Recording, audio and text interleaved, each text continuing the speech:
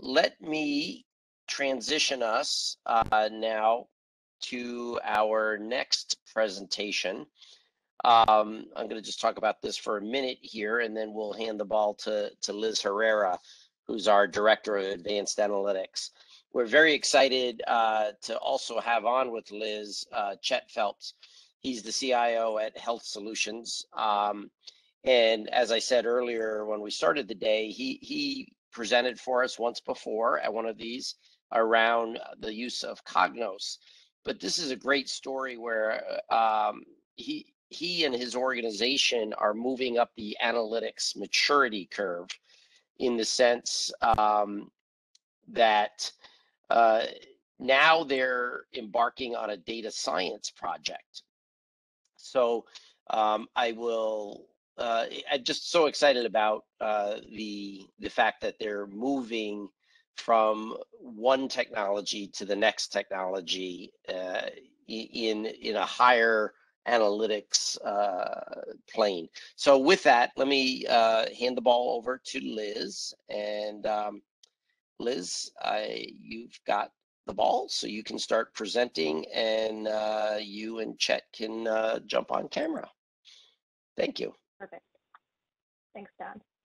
Can you hear me okay? Yes, we can hear you. All right. Okay. Excellent. Thank you. All right. And hi, Chet. I see you there. Hi, Liz. All right. Well, Don already kind of teed us up here. So as you mentioned, I'm Liz Herrera. I'm the Director of Advanced Analytics at LPA, and I'm joined by Chet Phelps, the CIO for Health Solutions. And we're going to give you an update on the data science project that we're tackling together. So let me go ahead and advance us here. So what are we going to talk to you about today? Why data science, right? So why transitioning from Cognos and BI to data science? We'll talk about that.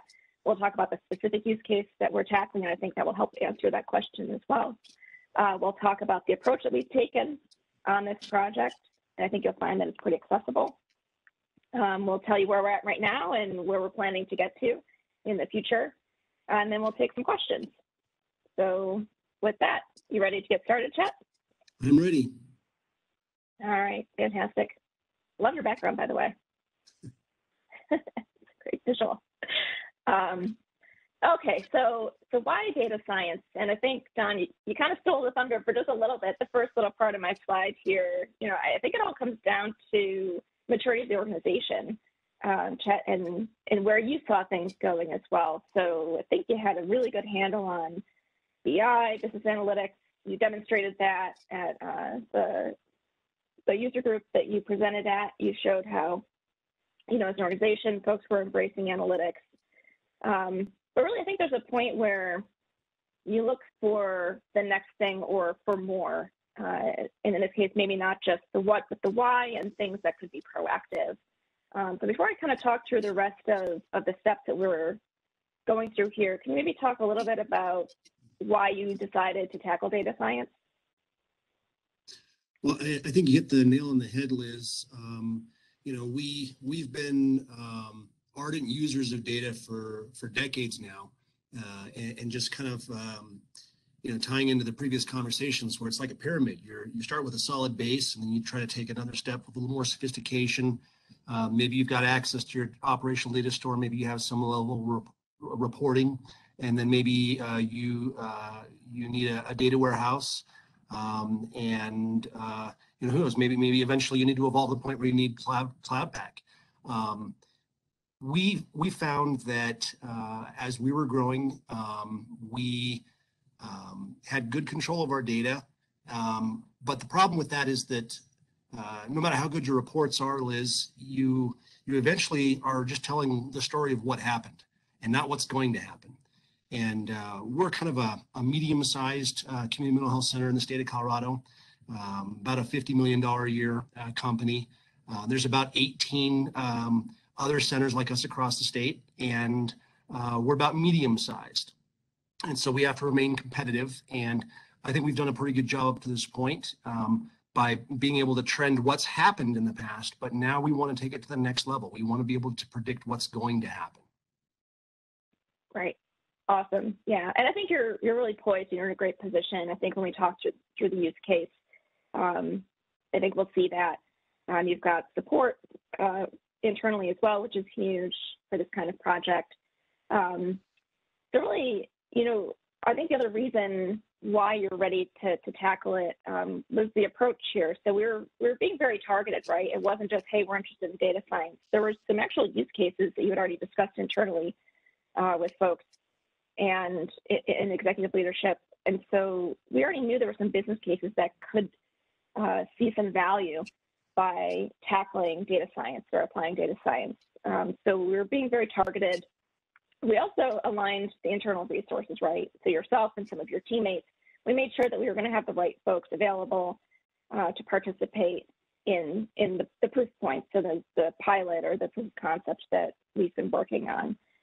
So we're taking a very targeted approach. We're aligning resources. We're kind of failing fast, right? So let's test it out. Let's prototype, and then if we have something successful, then we'll test it out, and then we'll go from there. So it will be an iterative process.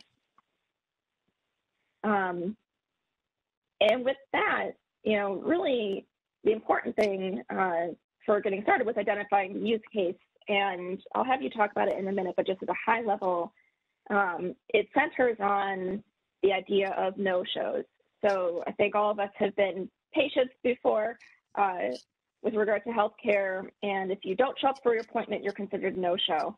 And for the provider, that's really costly, right? Because that's an appointment where they're not able to bill for the time for the healthcare workers.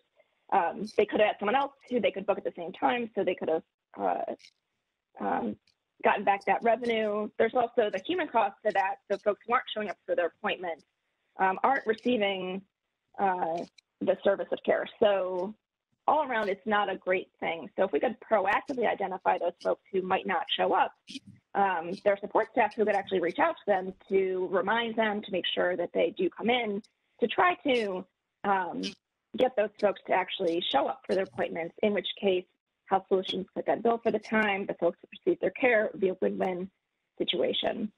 And before I jump to the next slide, Chet, that shows kind of in the numbers what that looks like on a day-to-day basis, can you talk a little bit more about the use case and why, from a financial standpoint, especially, this might be important for the organization?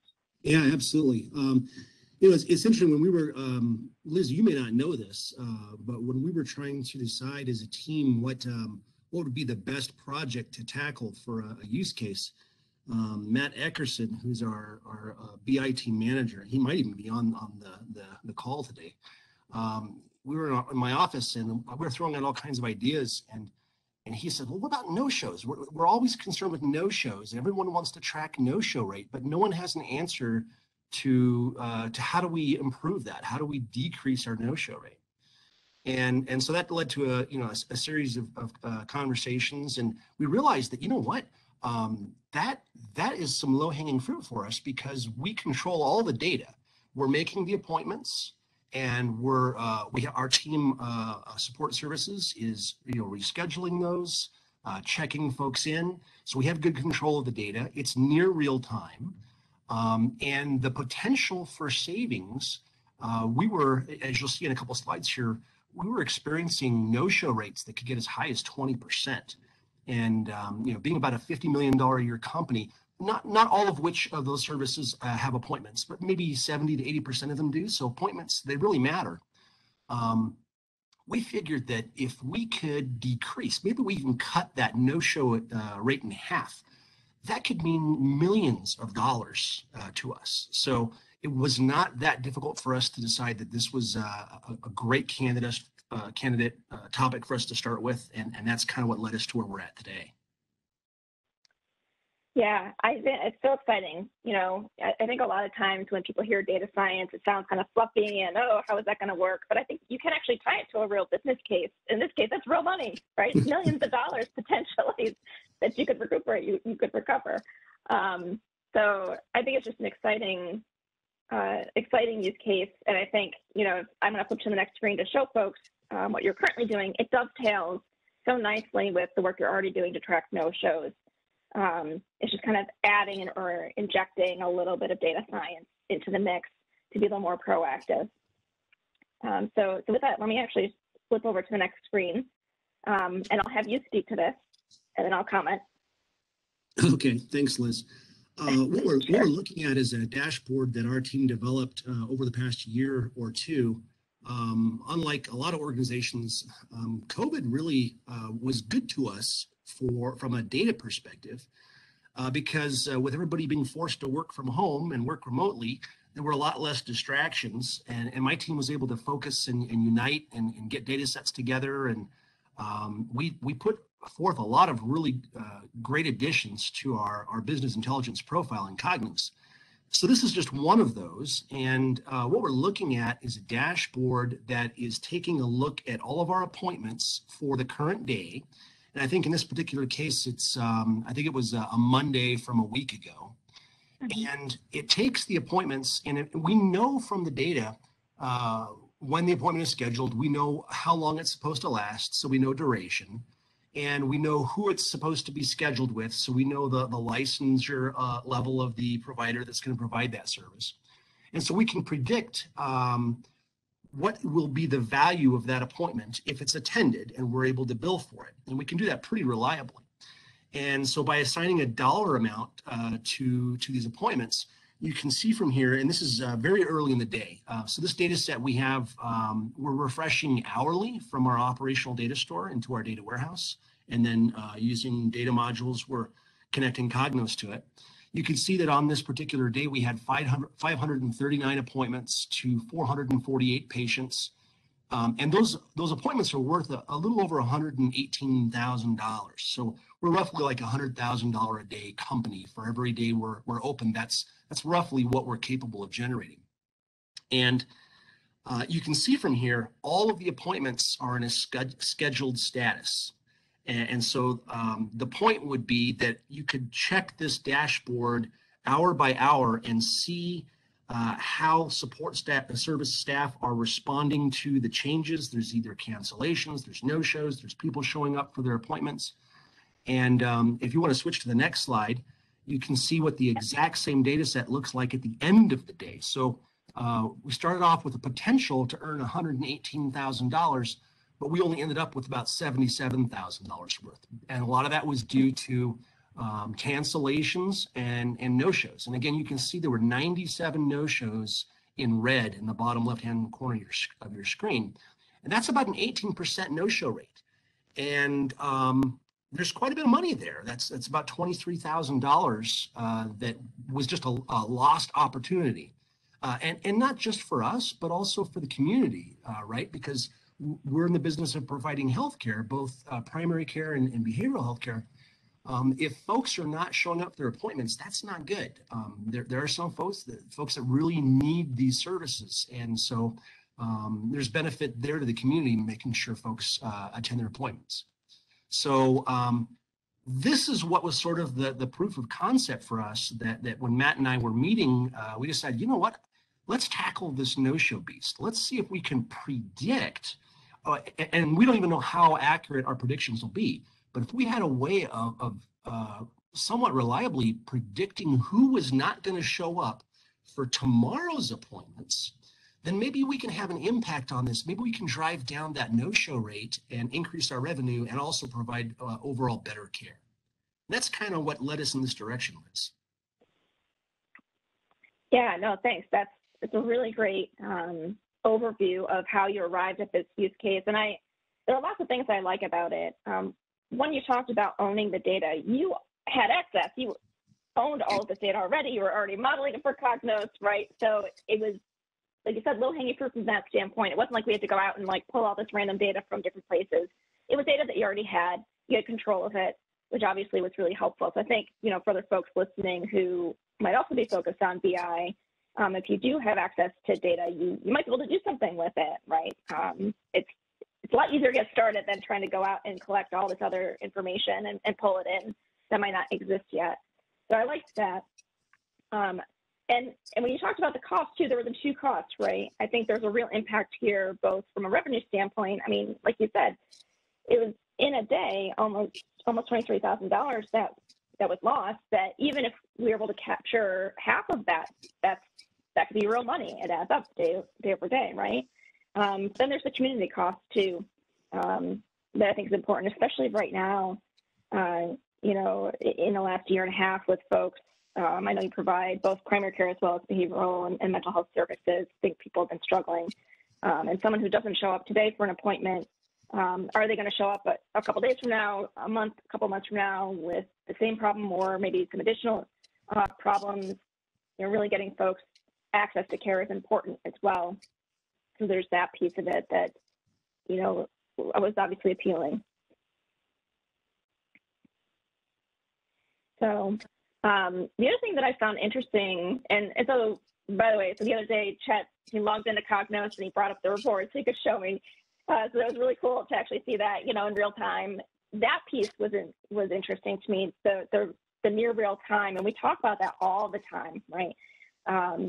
With regards to BI, can we look at data in real time? What does that mean for folks? In this case, this makes a lot of sense to me because you have these hourly appointments, so you could actually do something potentially with that information throughout the course of the day or course correct, right?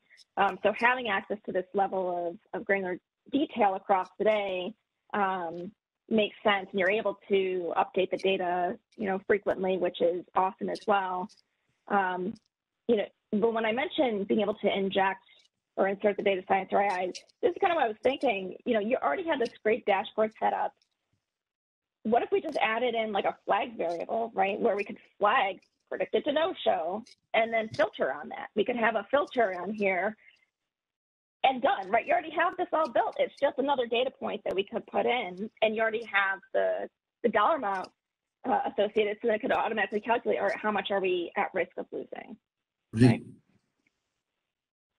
So I thought it was just a really cool way to extend the analytics that you're already doing with kind of one or two additional data points that are based on this data anyway, and we'll talk about that in the next few slides, our approach, what we actually did with the historical data.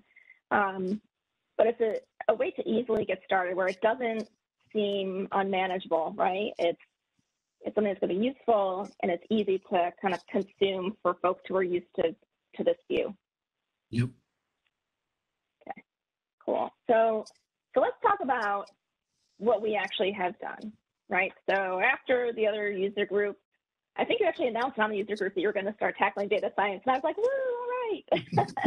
Yeah, it was pretty much. So, yeah, that was the big reveal.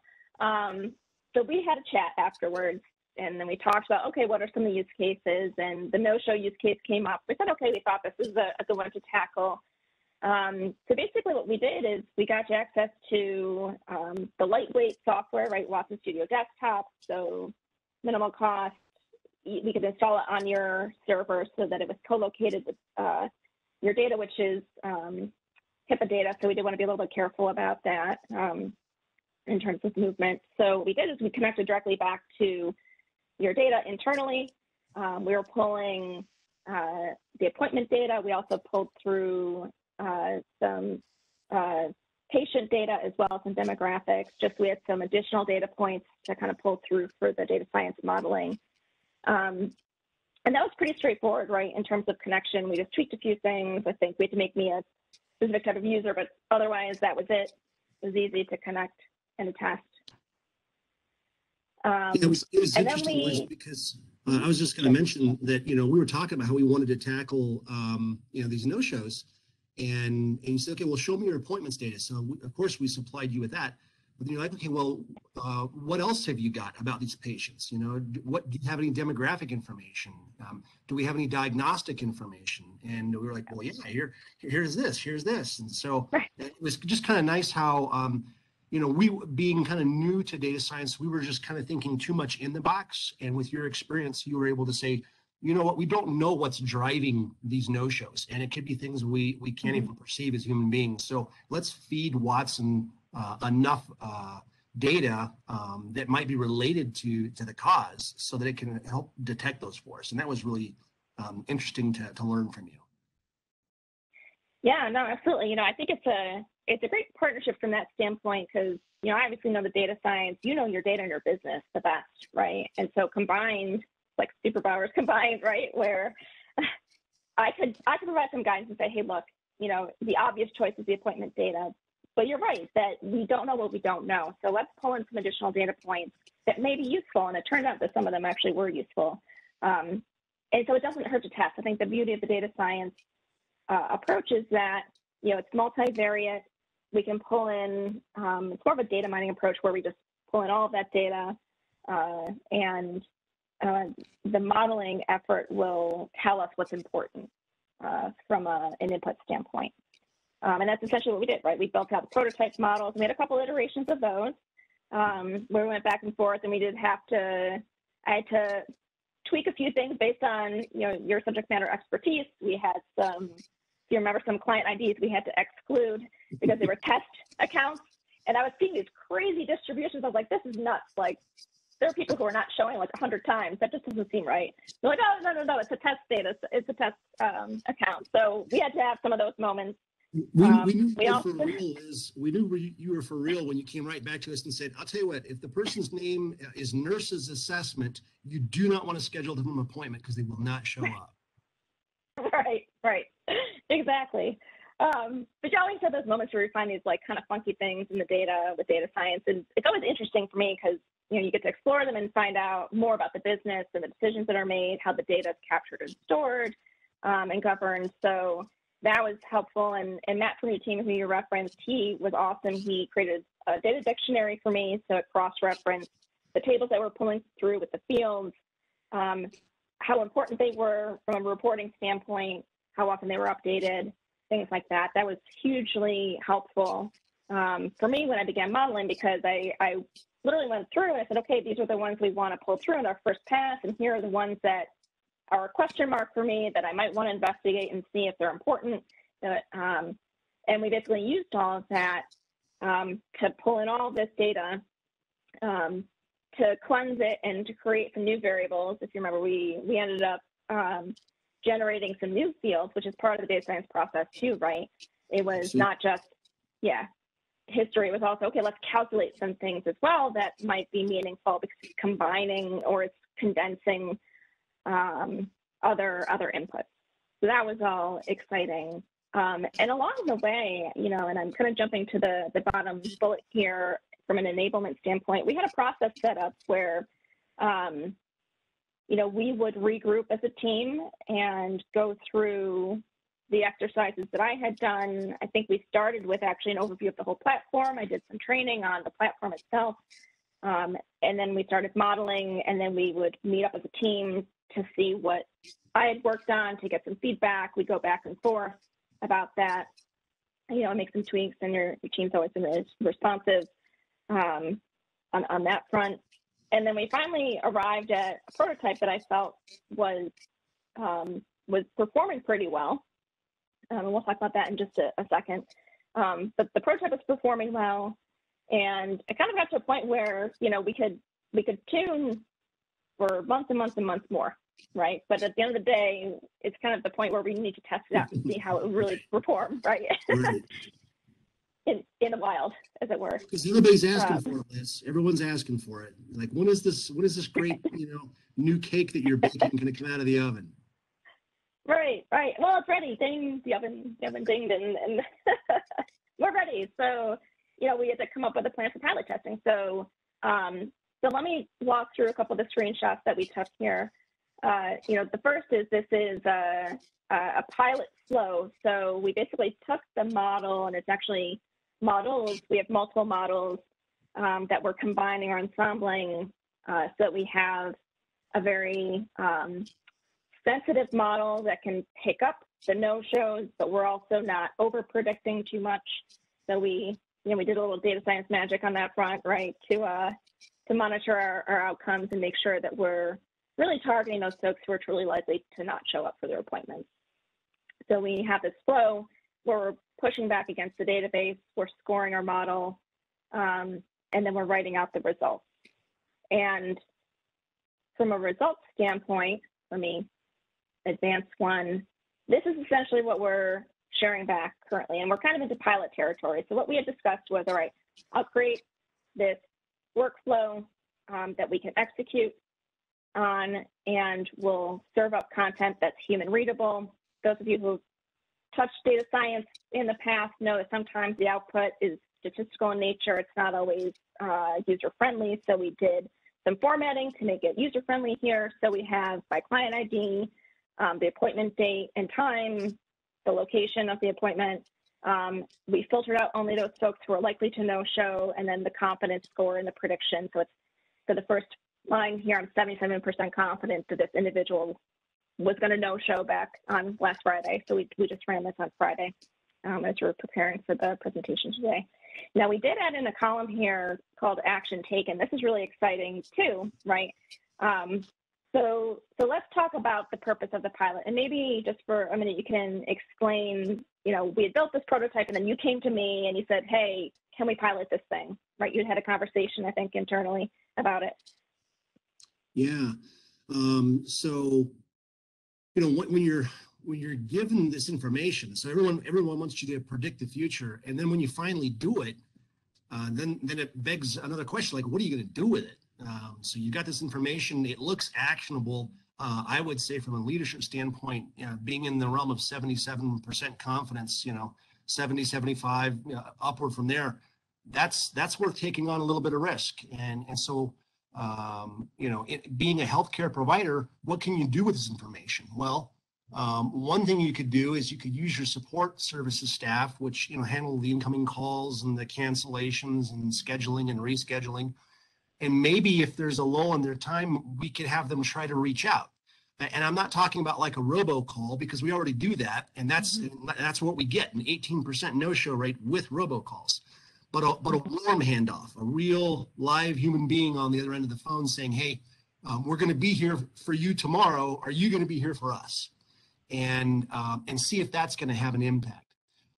The other thing that was an idea, it tends to panic the providers, so we don't mention the idea around them too much. But if there's a 70 to 80% chance that a patient is not going to show up for their visit tomorrow, maybe we double book it. Because 75% of the time, that's not going to create a problem. But 25% of the problem, we're going to have an issue because they're going to have to find a hole in their schedule to work two patients in. So that was kind of where we're at with our thought process. And so the next step would be to get together with the director of support services and figure out what they were comfortable with their team and how they wanted to work with this data. And then with that last column, obviously Liz pointed out that it's blank. There's no action taken there. So the output is this CSV or Excel type like file that we could supply support services staff, and we would let them decide. We've sorted it in descending order by our confidence of them not showing up for tomorrow. And then what are you going to do about it? Maybe you don't have time to do anything, but maybe you start at the top of the list and do something. Maybe it's the calling, maybe you double book it, but we were going to let them drive the process as far as the action taken, but we were just going to ask them to record that for us so that we could then take that information and try to feed it back into the system. Now, we haven't done this yet, Liz, so this is something we're anxious to work with you to figure out how to get the feedback back into the machine. Yes. That's a great tee up here. So this is where we're at, right? So we have this prototype model and we said, hey, look, we actually want to use it for a pilot. We want to test it with a support staff. So we basically, so let me talk about the results first. So the prototype model was able to accurately classify 87% of the no-shows. So in production, I would expect the same results based on our testing and our evaluation. So we could likely capture a large percentage of the folks who are going to no-show with the model. So we felt like, okay, this is worth actually doing a pilot with the model, like you said, to give it to support staff and have them take some action. So for the pilot testing, what we've done, I would call it semi-automated. So I have, we have the workflow that we have set up in Watson Studio Desktop. We have some scripting that will automatically kick out a result data set in a network share. Now, this is for the time being, right? Once we test it, and if everything's successful, if we want to pump it right back into Cognos, we can, because we have the connection, right, to that. This is just offline mode currently, just to kind of test it out. And then once we do that, if we want to put it into the full production cycle, we can do that. But like you mentioned, we have that last action taken column where So we're going to give the files to the sports staff. They're going to do the warm handshake with folks to try to get them to come in or do whatever, and they'll log it. And then we'll actually be able to monitor who actually showed up versus didn't show up anyway. So we'll have predicted versus actual, and then we'll have the action taken. So ultimately what this could lead to is not just feeding into the dashboard, but it could be a next best action engine, right? Where we can say, hey, look, these were the folks who were predicted, and in the past, these were the actions you took. These were the ones that were most successful. You should try this. Exactly. Right? At the end of the day, that's what it could look like. But baby steps, right? So that's kind of the stay tuned. We're just embarking on the pilot right now, where we're on a daily basis getting the results. Chet, you're going to be working with folks to get them up to speed on how to use them, and we'll be capturing the result actions, and then we'll be able to see, maybe hopefully in the next user group, maybe we'll be able to present back an update on what the results have been. And that's what I'm hoping for. That's the dream, right? Yeah. Liz and Chet, this has been fantastic, and Chet, we really thank you for talking with the group today. And as Liz says, stay tuned. We hope to hear great results and how you've saved millions of dollars at a future date. But Liz, one of the questions that came up was, do you have recommendations for others who want to do something similar? I mean, this is pretty impressive. So, how do you get started? Yeah. So I can take a pass, and then Chet, if you want to jump in, if that works for you. Sure. Okay. So from my standpoint, obviously we'd be happy to have a conversation. If you want to reach out, we can engage to help facilitate, identify the use case and the data that you'd like to use for that. Start small, something that's hopefully of value, and then line up, a similar approach where we do like a proof point to kind of test it out. That's what I would recommend. But Chet, please, you've gone through it. So what would your recommendation be? Well, it's funny because Liz, you basically said the same thing I was going to say. What is allowing us to do this is we picked a simple use case to start with, and it's something we have a lot of control over. So we're not dependent on anybody else for these data feeds. There's not a lot of lag. So we're getting some actionable information. And then of course we couldn't afford to invest a lot of money into it, but we did choose something that would make a significant difference if it were successful.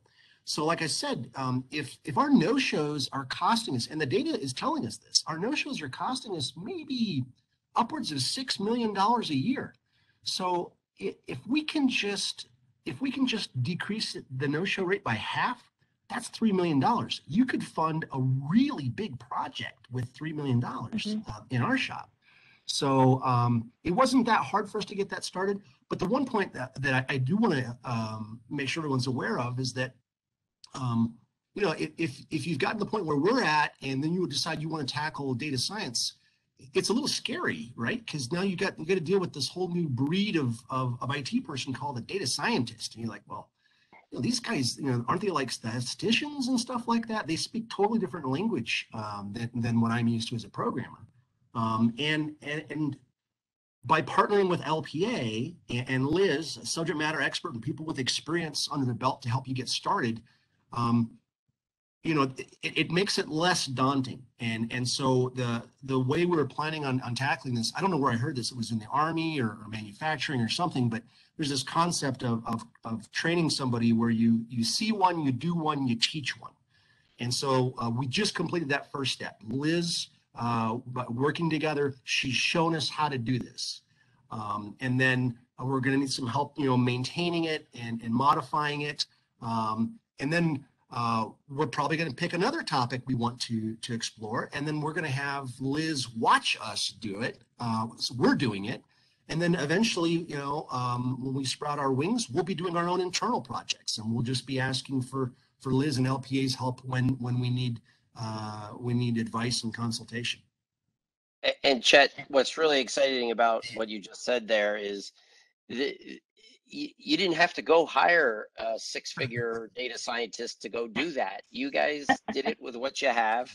And our, our support was not was not big six-figure project. It was a little bit at a time, and you guys are getting there. And part of that is the IBM Watson Studio technology, and SPSS Modeler is becoming more business analyst friendly. You don't need to have that data science degree to use those advanced tools anymore. Yeah, exactly. So, Don, you have three choices there. You can either go out and procure the talent, and they might be unicorns, and they might be really expensive unicorns to get that talent. Or you can lease that talent, but then there's advantages and disadvantages to that. Or the other alternative is that you grow that talent. And so with what Liz has been doing with us and for us, and helping document the process and educating us along the way, we're slowly but surely, these data science caps are starting to materialize on our heads. And so that's really our plan. We've got a small BI team of about a half dozen developers, and we're going to cross train on this and watch a lot of the documentation that Liz has provided in developing this. And so that's another alternative. You can grow the talent in-house on your own. It just takes more time.